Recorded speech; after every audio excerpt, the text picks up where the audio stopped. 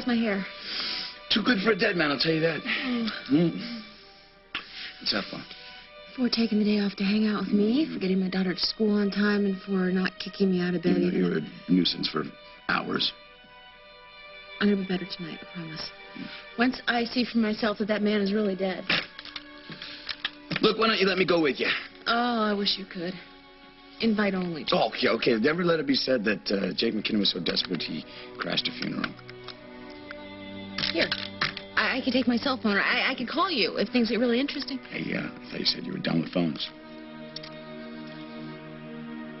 Look, I would say knock him dead, but in this case, I think it's redundant. It's going to be fine. I know everything's going to be fine. What's the worst thing that could happen? The man's already dead, right? Right. You'll be fine, and I will meet you at Al's afterward. Al's? Al's. I have someone who wants to sit down with me. Okay. Al's it is. Mm-hmm. And Jake, do me a favor. Could you order curly fries and Coke? Because if things go really bad, I just want to daydream about you eating our favorite health food, okay?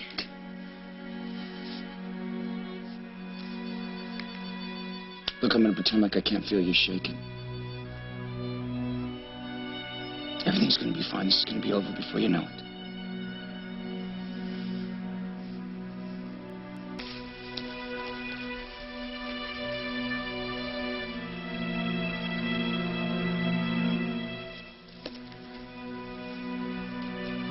Molly! Welcome to the beginning of the end of David Stenbeck.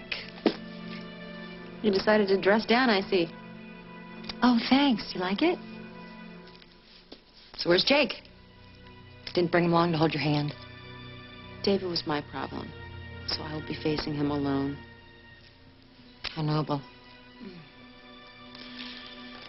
Oh, not much of a turnout, is it? Are you expecting a throng for the most hated man in history? So, who do you suppose will be giving David's eulogy this time? Oh, I don't know, since I'm guessing the devil's got his hands full. Awfully nice purse you have, Lily, give me my hand. You're taping us? What, so you can put us in that so-called newspaper of yours? I have rights, okay? Give it back to me. No, you don't. Not here. Please have some respect for the dead. Oh, you don't have any respect for the dead because you don't have respect for yourself. Oh, because all the respect you've shown me over the years? We each get what we deserve. I'm going to remember you said that. You know what? You take it to heart.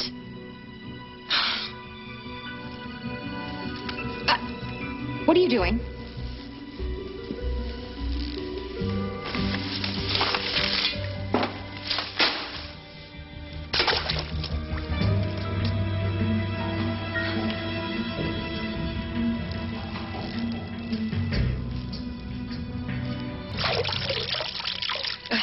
Your newspaper should be buried right next to David Stenbeck. You know that?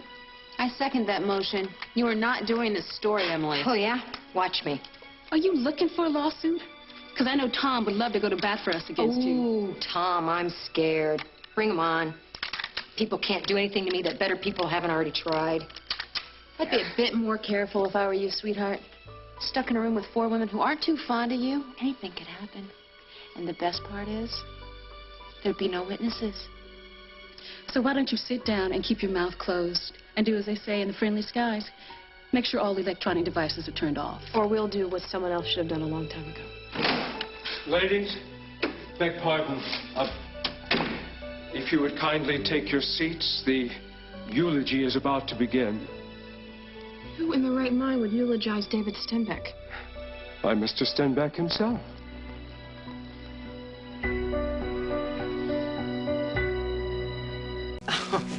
I don't believe this. He's giving his own eulogy? He knew he couldn't pay anyone to do it for him. That's David.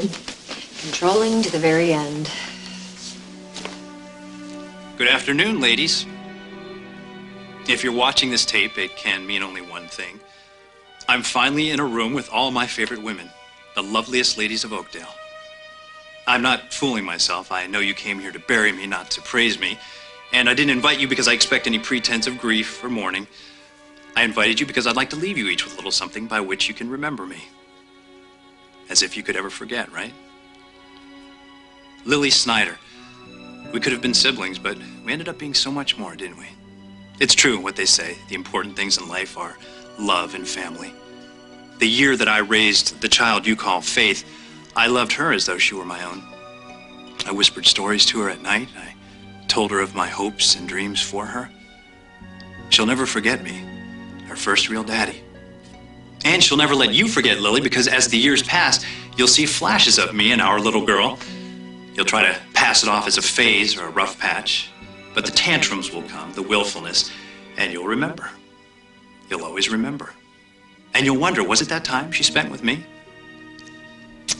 Good luck. To her, I leave all my love. Denise Maynard, hello, lap dancer extraordinaire. I hear you've clawed your way out of the gutter.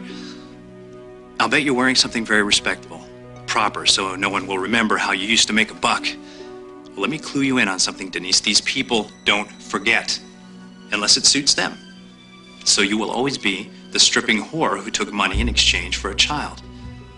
I am happy to report, though, when Hope reaches the age of 21, she will inherit $100,000, plus a detailed personal letter and scrapbook of her inauspicious beginnings.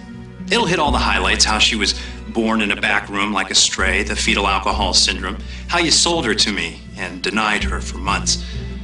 A real medley of your hits, Denise. Enjoy. And then there's Molly Conlan, the love of my life. I will miss you in more positions, ways than you can possibly imagine. But I leave nothing to you, my love, because you'll never be without me, will you? I'm under your skin. I'm in your blood. I'm in your soul. I really do own you, Molly, and I am never leaving you. Never. Julia Lindsay Snyder, my raven-haired angel, or so you've convinced the world, but I'm not fooled because I know your secret. The one you're trying to keep from Jack. Yeah. The secret's like a viper, Julia. The second you turn your back, and I will make sure that secret comes out when you least expect it, when you turn your back. And you know that's a promise I can keep. Last, and always least, Emily Stewart. You know, Emily, I try to think of a nice word for you, but there's really only one word that fits. You ladies all know what that is. Yeah, it rhymes with itch, and you sure did scratch mine at one time. You see, Emily used to love me, couldn't get enough of me. I healed her heart, soothed her soul. And how did she repay me? She came to me begging for money to make her dreams a reality, and I gave. And then, Emily, you stuck a knife in my back. In my back. What were you thinking? So for you, my sweet, I have the sweetest surprise. I've called in your loan. Yeah, if you don't come up with every penny of what I'm owed in 24 hours, I win. It's all mine. Well, that's it. Don't miss me. Because like I told Molly, I'm not really gone. I'll always be there, in your hearts. Death for me isn't the end. It's just the beginning.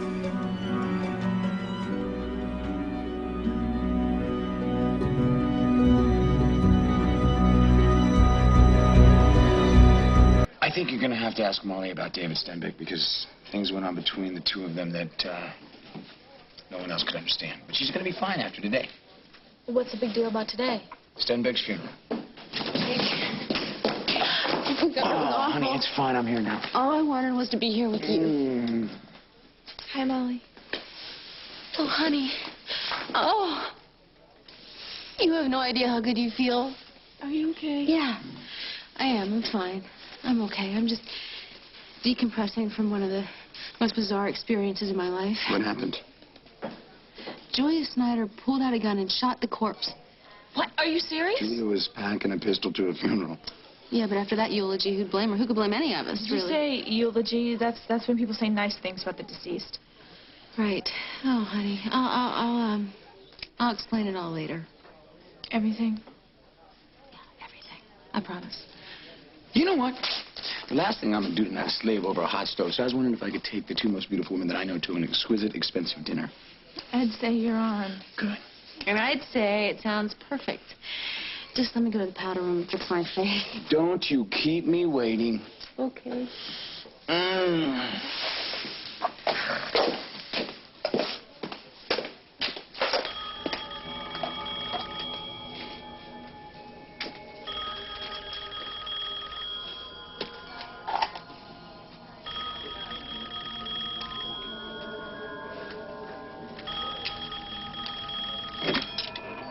beautiful dreamer, wake unto me. Oh, no. Starlight and No. dewdrops. No.